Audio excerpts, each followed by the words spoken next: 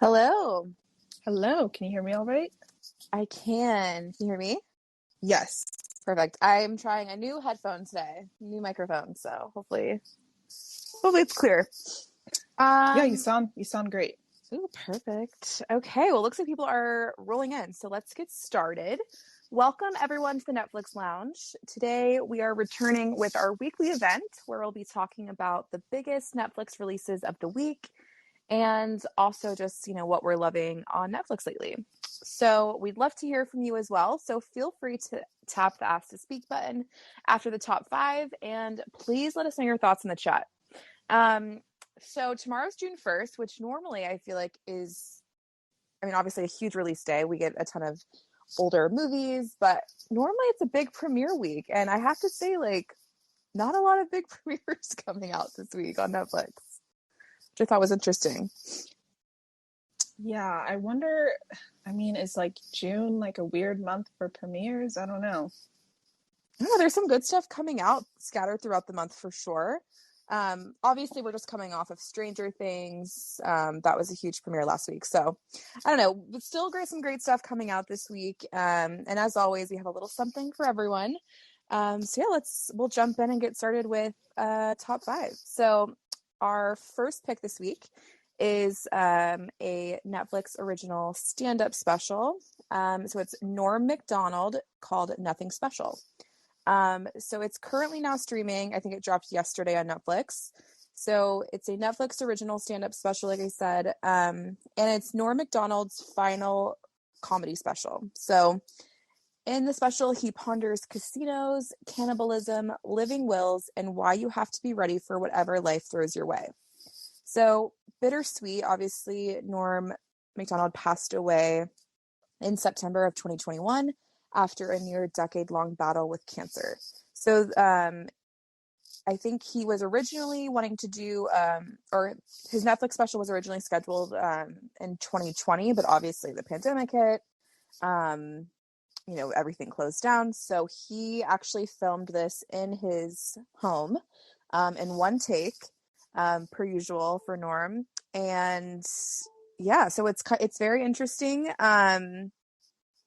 It's like I said, it's all filmed in his house, and then at the end, so after the hour special, the last half hour is really cool. So there's a conversation and kind of reaction to the special from comedy legends David Letterman, Molly Shannon, Dave Chappelle, Conan O'Brien, Adam Sandler, and David Spade. So unique. You'll get the full hour special and then the half hour kind of debrief and convo with some other comedy legends as well. So, and yeah, that's streaming right now. Yeah, that I'm glad he got to do that. That it sounds super cool that was he was able to make that, but also really sad. I know. But I know big fans of his, they're gonna appreciate that. Totally. Yeah, it's such a gift for fans. Anyone who's not familiar with Norm Macdonald, he's best known for probably his time on Saturday Night Live, most notably Weekend Update, Desk Coast, a bunch of stand-up specials, and all his legendary late-night TV appearances. So comedy fans for sure. Check it out. That's Norm Macdonald, Nothing Special.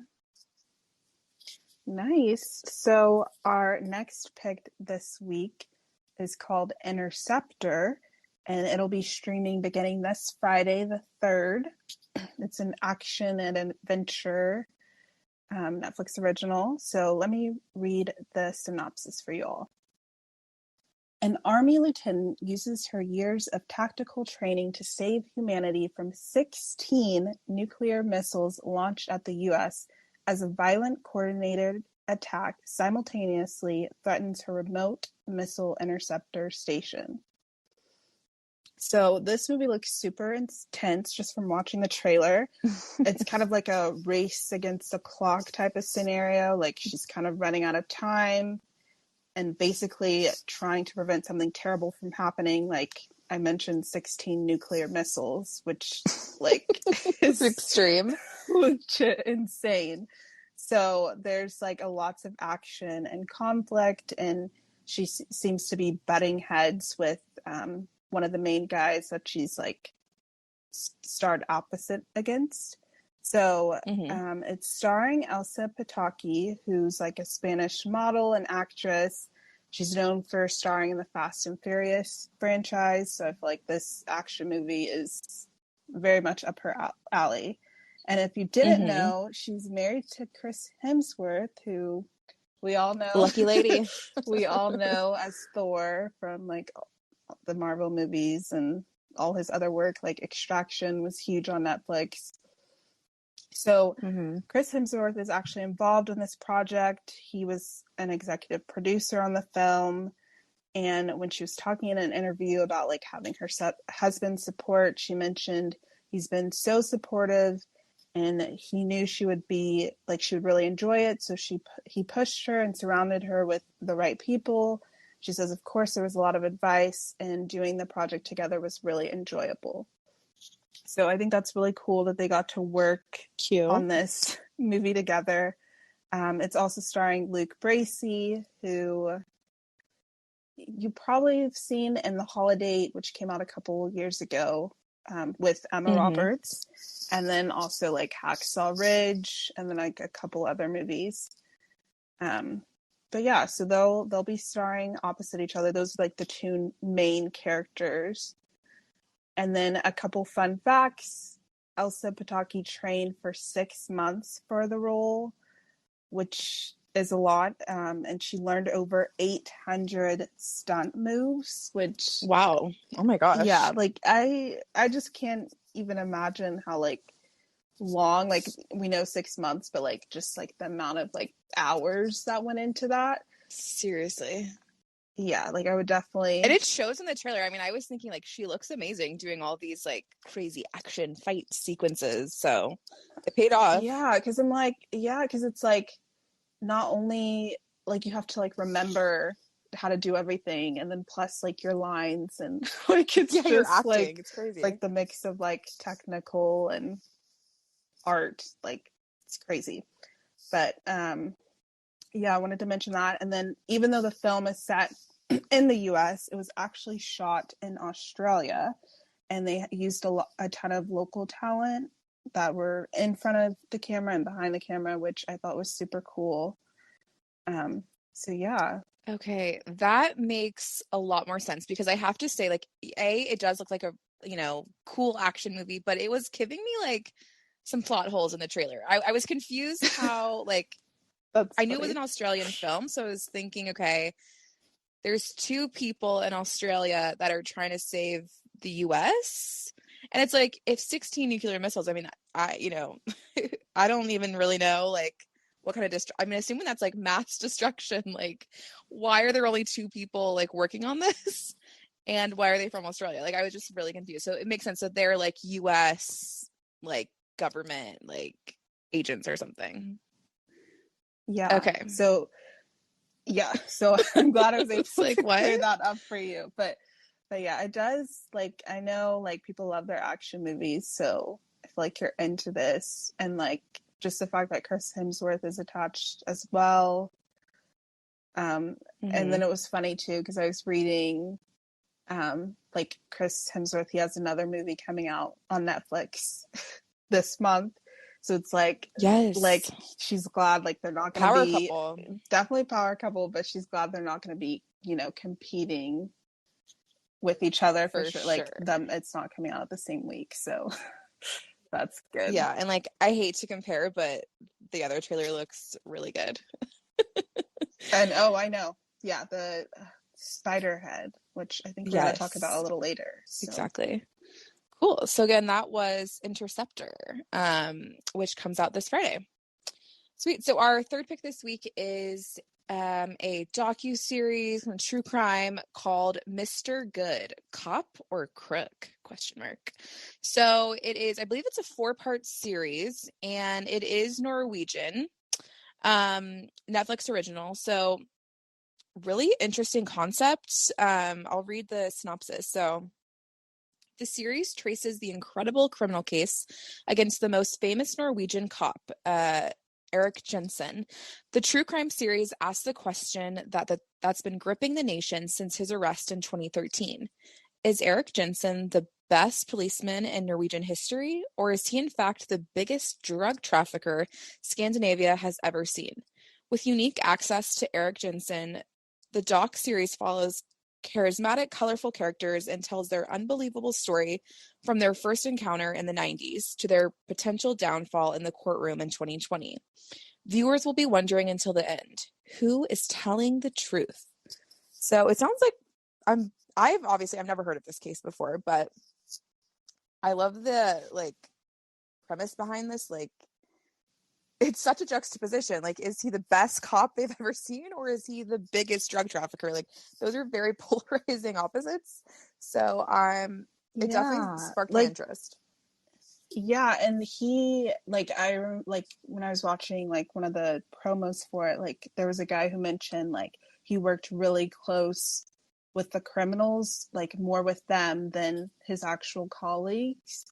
So it's undercover. Yeah, so I'm this is insane. And then it shows scenes of kind of him addressing the camera and him talking. So I'm wow, we get actual footage from him and not just from everyone else.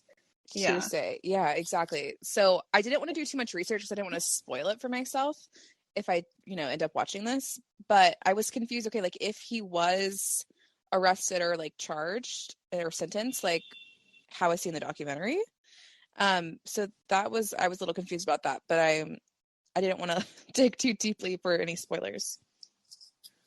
Yeah, it didn't from what I saw, it didn't really say it was hard to tell really what it I guess what the verdict was, the decision. So, but exactly. Yeah, it seems really interesting and kind of a different style of documentary. Yeah, they kept saying this is a crime show, but it's also very much not scripted. So I'm curious. It's also really cool to have the key players of a case in the film, direct access interviews versus, just kind of telling the story. So yeah, if you're into true crime, this is for you. Again, it's called Mr. Good, Cop or Crook, and it lands on Netflix this Friday. Nice. So moving on to our next pick is called Surviving Summer, and the first season will be out this Friday the 3rd. It's an Australian teen series, so back in Australia land. So here's the synopsis. Expelled from school and exiled to Australia, a rebellious New York teen makes waves among a young surfer's inner circle and leaves a mess in her wake. So Surviving Summer is the girl's name, the teen, the rebellious teen. And she isn't super thrilled about going to Australia. She's gotten kicked out of, I think they said at least 3 high schools. So, as punishment, her parents are sending her to Australia, which I'm doesn't seem like a punishment to me. I would be super excited to go. Sign me up. But, of course, she's not. But when she gets there, she's kind of a little reluctant, but she ends up falling in love with the town and people and surfing, which is really huge there. So it looks really cute. Just her kind of a coming of age, becoming a better person and I guess being more her being transitioned into this new place, this new atmosphere gives her a better look on life. So It gives me that sense of heartfelt kind of teen series. Totally cheesy, heartfelt vibes. So everyone's saying this is perfect for fans of Summertime on Netflix, and that's a romantic TV drama, and it's also set in summer in a coastal town. So if this sounds good to you, be sure to check that out as well. And then Sky Katz, she's the lead character in this series. And you may recognize her from the That's a Raven spinoff on Disney. She played Tess O'Malley. which I thought was cool. Because I don't know how I never knew there was a That's So Raven spinoff. That's shocking to me. Really? Yeah. What? I know. What was that, like, recent or like after the show? It's been out a few years, so Okay. semi-recent, but not really. Wow, I can't believe. Yeah, it's called Raven's Home. Interesting. Oh, it's with her brother, right? No, Raven. Okay. Raven Simone is in it, like, and she has like. Oh, wow. Okay, so she's still like telling the future and like getting her visions. Yeah, so I think so. She's like has I think 2 kids, and like one of the kids has like Oh, it's like psychic. yeah. So okay, obsessed with that. I love that. Yeah, I saw like the first couple episodes when it came out because like I was like I love That's a Raven, but it's definitely Oh yeah, OG, like one of the best Disney Channel shows. Yeah, but it's definitely not my audience anymore. It's definitely catered to that demographic. Yeah, we might be aged out a little bit, but yeah, it is cute though. It's a cute show. Mm-hmm. But yeah, that's so funny. You learn something new every day. Love that. But yeah, and then there's the other supporting cast members, like they're all pretty much newcomers and young and new to the industry. And then there's some Australian actors, which makes sense because they also film there. And there's about 10 episodes, around 30 minutes each. So I feel like this is going to be a super quick binge for people. And I feel like it's just in time for summer. Like the water, the sunshine, like gonna definitely get you in that summer mood. Definitely. When I first saw the trailer, I was like, oh, is this like an Outer Banks vibe? And then no. Immediately, no. It is, I think it's Netflix is promoting it as like a family watch together. It's rated PG, so it's on that spectrum of the teen genre, I should clarify. Yeah. But yeah, it looks cute. And pretty scenery. This is definitely more cutesy than action. I feel like Outer Banks is like a lot more action packed. Yeah, and like more mature, probably content, I guess you'd say. Cool. So that comes out Friday, right? Yes, this Friday. Sweet. Okay, so our fifth and final pick this week is a movie from 2019, actually. It's called Straight Up. So it's coming to Netflix this Sunday, so on June 5th. And it's a romantic comedy with maybe a little drama. And I have to say, I was like looking through the list of what was coming out. I was looking on, Likewise to look at Likewise comments. And wow, the reviews on Likewise are so passionate and like overwhelmingly positive. I had to include it because I can't wait to watch this movie. So I'll read a quick synopsis and then some of the Likewise reviews that really stood out. So Todd is a hyper-articulate, obsessive-compulsive queer 20-something whose fear of dying alone leads him to a baffling conclusion. He might not be gay after all. When he meets Rory, a whip-smart, struggling actress with her own set of insecurities, the two forge a relationship that's all talk and no sex. So, like I said, it was released in 2019, and it has a 93% on Rotten Tomato. And I feel like for a rom-com, that is a shockingly high number. So that definitely sparked my interest there. I did a little research. The LA Times calls the movie a sweet, funny, and thoroughly winning rom-com that's kind of a bi-curious take on When Harry Met Sally for the millennial crowd, which I thought was like a fun soundbite there. And obviously, tomorrow's June 1st, kickoff for Pride Month. So this sounds like a fun, cute little rom-com. And okay, here's the Likewise reviews that really sold me on it. So Becca S says, I adored this movie so much. It had me practically suffocating from laughing so hard and full-on ugly sobbing by the end of it. Todd is probably the most likable character in movie history. The cinematography is great and the writing is brilliant. Watch this ASAP. I was like, okay, Becca, like saved. Can't wait to watch. And then Madison M says, one of my favorite movies, never seen anything quite like it. So, wow, like mic drop. Oh. Yeah, no, this looks super cute. Like watching the trailer, I was just like smiling the whole time.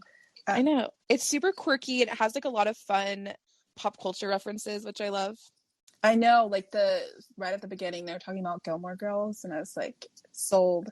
Right? Yeah, like the main character's name Rory. Yes, and I was like, oh my gosh, I've totally seen her before. Where have I seen it? I couldn't place it, so I looked it up.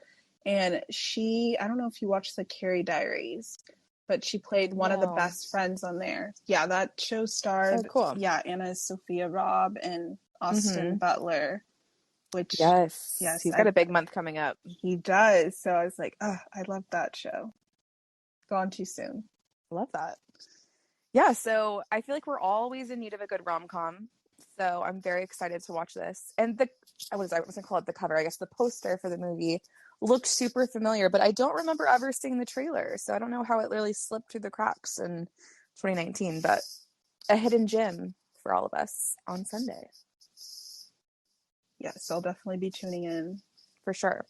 So that was Straight Up, a new, or I guess oldish rom-com coming to Netflix this Sunday. So quick recap for the top 5. Our first pick, we had Norm Macdonald, Nothing Special. His final and posthumous Netflix stand-up special is now streaming. Interceptor, a Netflix original action movie, will be out this Friday.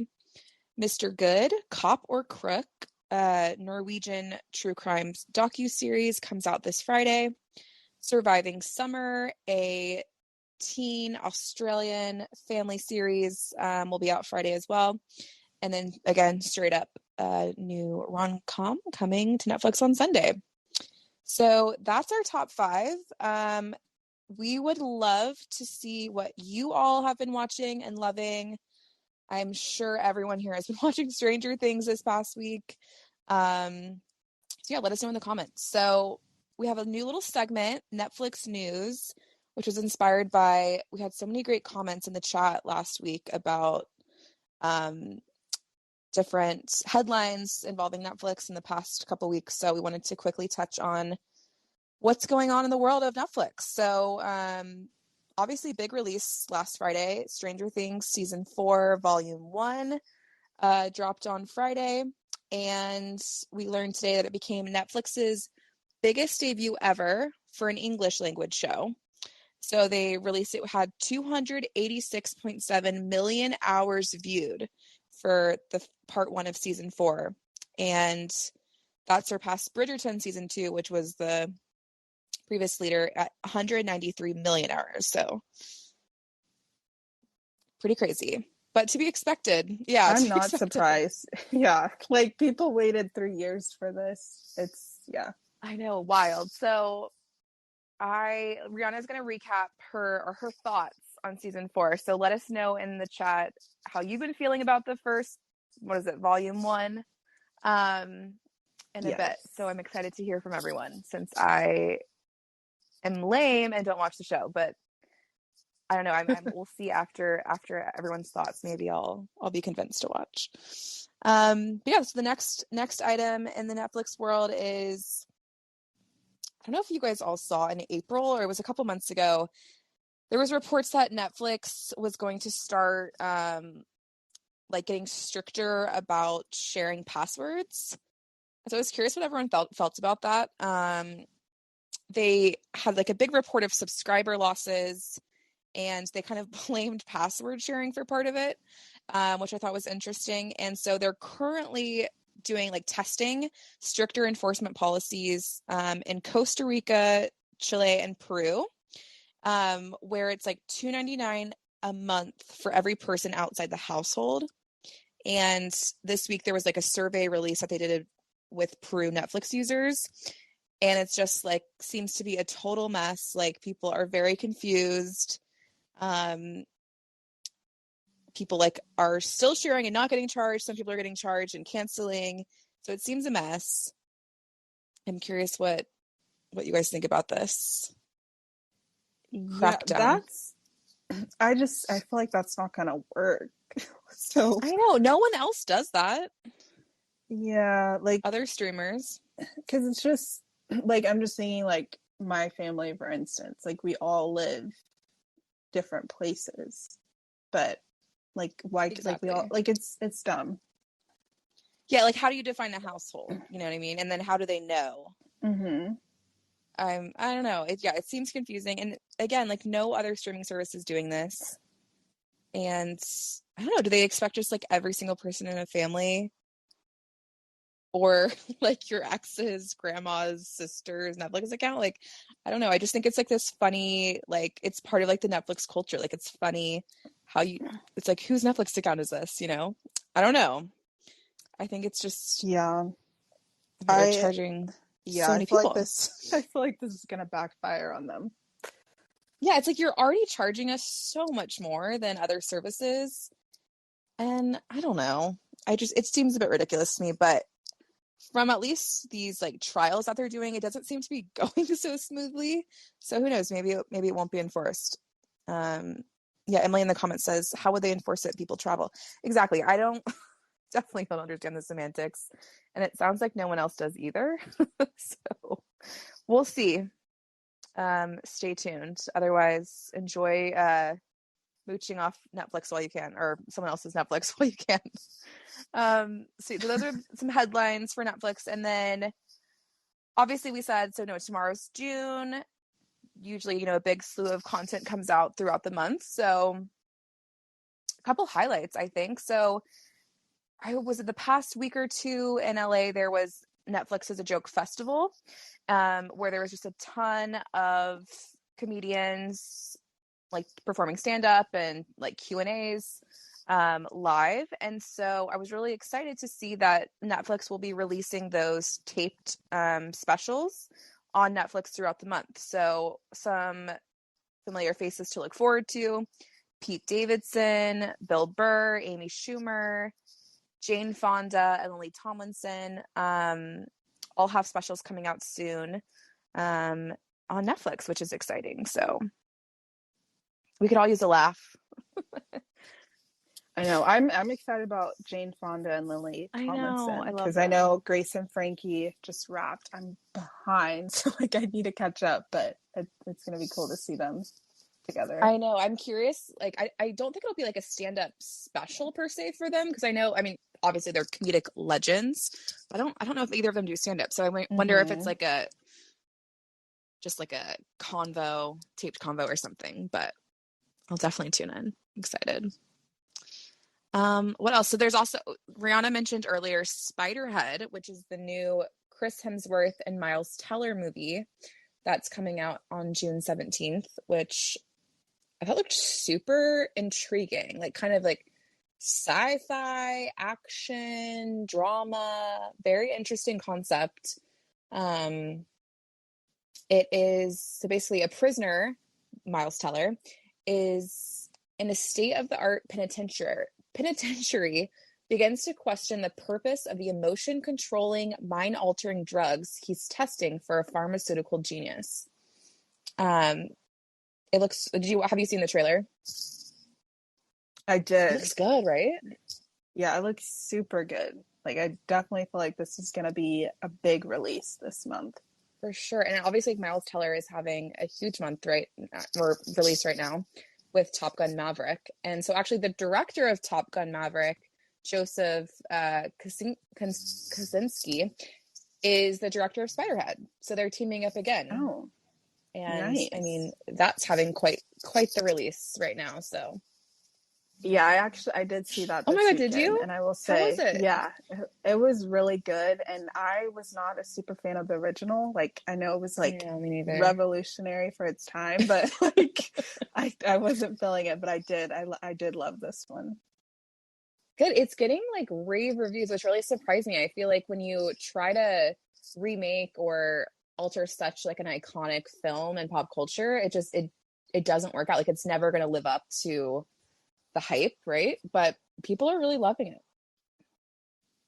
Yeah, people like it. Like the reaction was just like, yeah, people were people were into it. And Miles Teller specifically, I feel like people are really like obsessing over right now, which is funny. And it's so funny too because I feel like what was it, like 2013, 2014, 2015, like that was his like era, like the Spectacular Now, Totally. Like he was Yeah, like in the, his teen, like not even teen, just yeah. like like young adult rom-coms. Like, yeah, exactly. So like that's when I think of him, I think of like that. So now like there's like this new rise happening again, and I'm like, wow. Totally. And like we've been here, Miles Teller fans, but welcome. I love that. So actually Top Gun, I didn't even realize it totally was on, like surpassed me, but Top Gun is on Netflix, the original. It's currently number 2 in the US. Yeah, So and today's actually the last day that is oh my available. gosh. Okay, good call It'll out. be leaving Netflix. So if you're wanting to watch it before you watch Top Gun Maverick, make sure to watch it today. Yeah, okay. That's great news there. Get it in while you can. And then also this month, June coming up, Hustle is a new movie starring Adam Sandler. Comes out next week, actually, so June 8th. It's a sports kind of dramedy.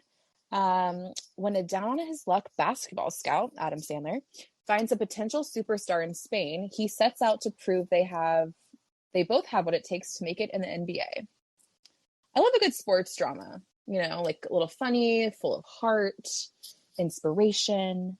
Who doesn't love Adam Sandler? Right? Yeah, like I feel like, because I'm trying to think, I think the last Netflix movie I watched of his was with Jennifer Aniston, Murder Mystery. Oh, right, I Murder really liked Mystery. that. That did really well, I think. Yeah, It was so well received. I think this one will too. And like you said, like I love a sports dramedy too. Exactly. So that'll be, like I said, next week, June 8th. And then another highlight coming out in June is Jennifer Lopez. She has a documentary, I'd say, called Halftime. Long overdue. We've needed a J-Lo documentary for forever. It reminds me a lot of Lady Gaga's, I think it was 5'2" is maybe the name of it.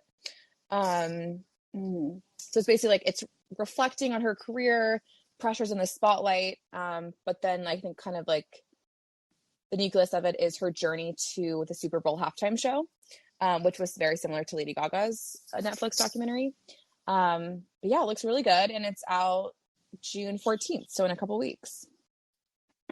Nice. I actually haven't watched the trailer for that, but I'm interested because I know for hers, like she kind of shared it with Shakira, I believe. Yeah, so. And I didn't see Shakira in the trailer at all, but I have to imagine she's in it. I hope she is, because I feel like that's like kind of weird if she. I know. I mean, I guess like this is Jennifer Lopez halftime, like this is her special, but. Yeah, I don't know. I'm sure she'll be in it. I don't know. Maybe I just like wasn't watching closely because that would be really odd. And I'm thinking, okay, what's the drama? But Ben Affleck was in it for a sec.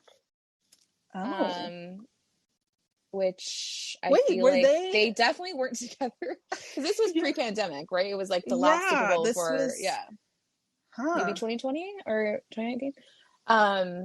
So maybe it's like an interview post or an interview about her just from the last 20 years or so. Wow, they're really capitalizing on that. Right. That's amazing. That'll be the headline. So yeah, those are just some of the noteworthy June releases. Of course, there's tons more coming out throughout the month. But yeah, just wanted to highlight that. So let's get into why we're really here. Rihanna, Stranger Things. You watched Stranger Things Volume 1, Season 4. I did. Yes. What are your thoughts? Oh my gosh. So first off, I just want to say I was a little like apprehensive like going into this season just because it had been 3 years since we last saw season 3, and it just felt like a big undertaking. It was like I needed to like prepare for it. So I ended up going on like YouTube and like searching like a recap video, which is actually really good. It was like 40 minutes and they just recap seasons 1, 2, and 3. And I was like, okay, like after seeing that, like it just got me super pumped and like, let's go. So I started season 4 on Sunday. I watched it all in a day. So I'm sure there's several of you out there like me who did the same. But honestly, dare I say best season yet? Like I know that's like Ooh, hot take. a big statement, but I really enjoyed it. Like the way, like it was just so well done. We got a couple of backstories, and the way it came together, like, was just like chef's kiss. Ooh, Um, love. and it like watching it, like it definitely does feel like the end. So I know we've got this like volume 2 coming and just like over a little over a month, and then we know that season 5 is the last. So I'm interested to see like how they're gonna wrap volume 2 up and then like just end with season 5, because it does seem like we're approaching somewhere. Like I feel like in the past, the seasons, like there was just like stuff happening, but now it seems like it's actually leading somewhere, if that makes sense. um but yeah, Yeah. it was really good. Like one of the major themes of the season was like trauma, so the way Oh. like they just explored that and showed it was just really cool. There were some new characters, like some I loved. Like I feel like everybody's loving Eddie Munson. There's some characters I didn't like. Angela and her crew. In the beginning of the series, we saw 11. She's in a new high school and like meeting new people, and she's really kind of getting bullied. Oh. And so, Oh. yeah, it was just like hard to watch because they were just so awful to her. And Hmm. like, I do not condone violence in any shape or form, but there is something that happens to Angela that is very satisfying because just how rude and horrible she is. But yeah, and then I think one of the good things Oh. about Stranger Things that they handle so well is just like the group dynamics. Like each season, like stuff is happening and like people are like split off into different groups and like, kind of doing like their own thing. And like I feel like each storyline, like I was like interested and invested in.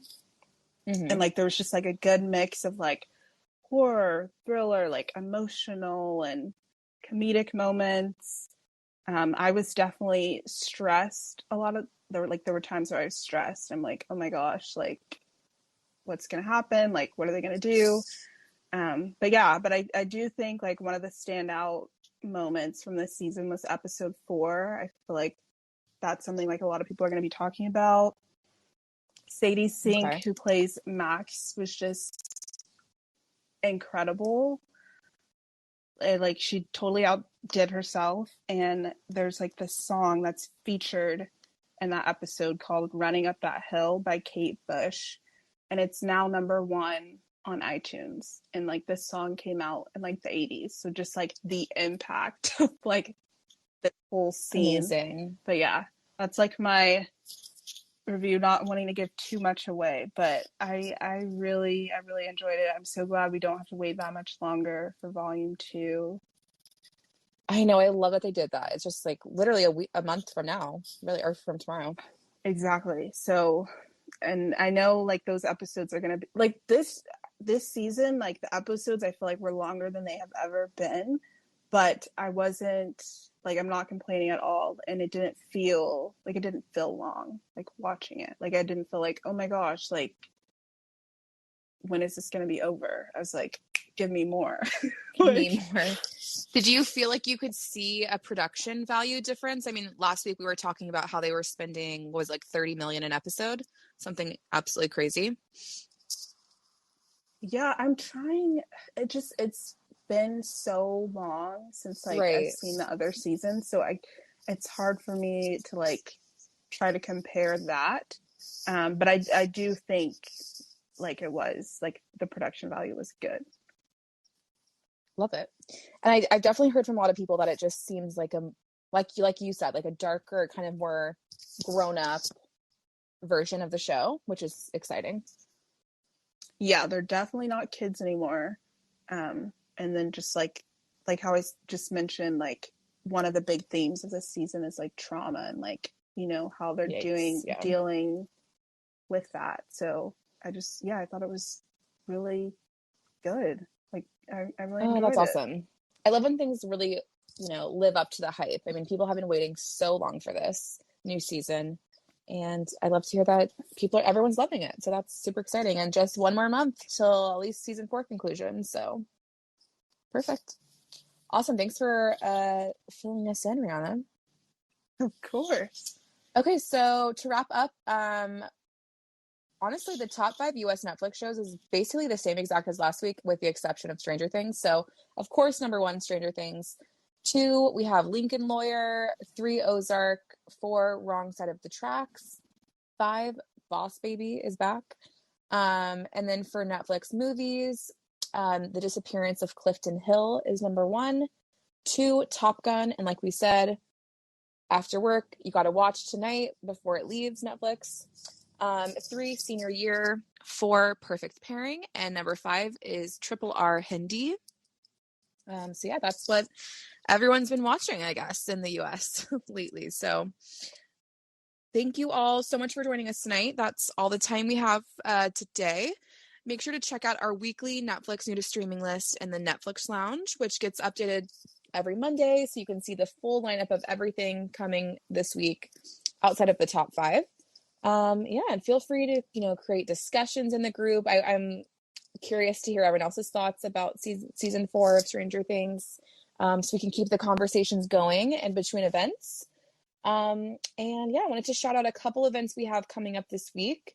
So on Wednesday at 1 p.m. Pacific time in the Disney Plus Lounge, we'll have a panel discussing the best new to streaming in June for Disney Plus. And then on Sunday at 4 p.m. Pacific in the Classics Corner group, there's a Classics Book Club live event discussion of The Picture of Dorian Gray, which should be fun. And then Monday at 3 p.m. Pacific in the HBO Max Lounge, again, we'll be going over the best shows and movies coming to HBO Max in June. So be sure to check those out. And of course, those always live in the events banner in the community tab. So you can always be up to date on the conversations. So again, thank you all for joining us, and happy Netflix watching. Bye, everyone. Bye.